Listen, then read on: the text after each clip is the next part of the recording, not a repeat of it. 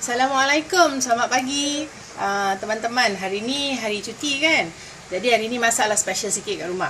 Jadi hari ni kita nak masak laksa ikan. Jadi berempah-rempahnya semua saya dah tumis. Bawang kecil, bawang putih, bawang besar, serai, halia, lengkuas dan juga rempah ikan. Masukkan semua. Kita tumislah dia sampai dia naik bau dan juga sampai dia tua sikit.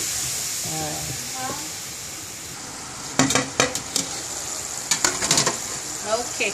Agak-agak kita tengok dah naik minyak ke belum. Nampaknya macam dah naik minyaknya.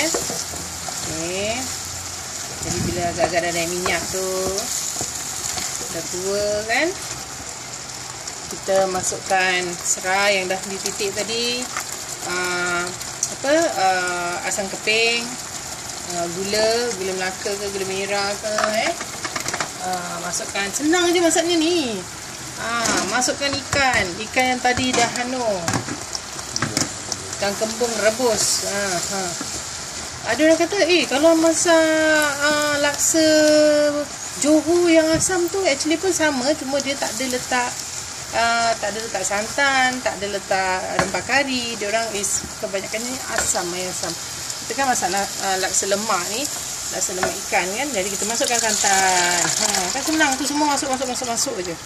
Dah cakap dah, Dahlia's Kitchen kalau masak ni senang. Manalah saya ada masa nak duduk lama-lama dekat dapur ni. Dengan budak 5 orang. Mesti nak cepat dimasak, sedap dimakan. Macam Maggi. Okey, jadi kita tunggu sampai dia mendidih. Baru kita letak garam secukup rasa. Dan kita nantikan.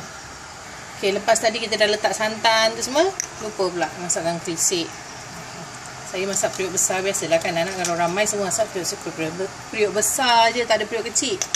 Jadi letakkan kerisik sekali, semua sekali masuk lah, jadi senang. Jadi bila dia mendidih tu kan, satu kali semua siap.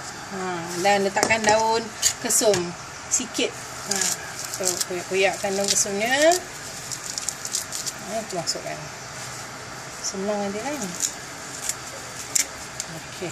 Dan garam kita letak sekali. Kita pandai-pandai lah, rasa sendiri Takkan nak ikut saja rasa pula sebab masing-masing masak periuk masing-masing. Okey, jadi kita tunggu dah mendidih, kita rasa, dan saya akan tunjukkan lagi nanti macam mana.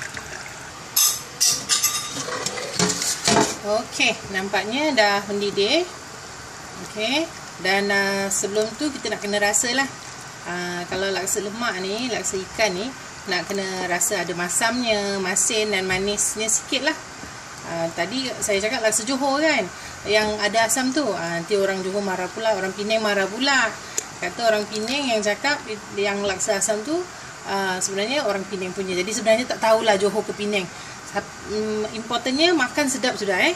Okey, bila dah mendidih tu, kita masukkan benda-benda dia lah, macam fish cake.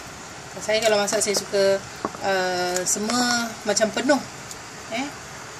Dan kita masukkan tahu kering. Ni sebenarnya boleh dibeli dekat supermarket. Saya suka ni sebab apa, tahu kuah ni kalau dia dah meresap kuah, makan panas-panas tu sedap. Ini fish ball. Ada yang cakap penuh je. Memang ginilah. Kalau masak selalu penuh macam ni. Kenapa? Soja ramai. Okey. Dan juga last kali tadi ada belen-belen daun kesum. Masukkan juga. Dan ni lepas ni kita tunggu sampai dia mendidih.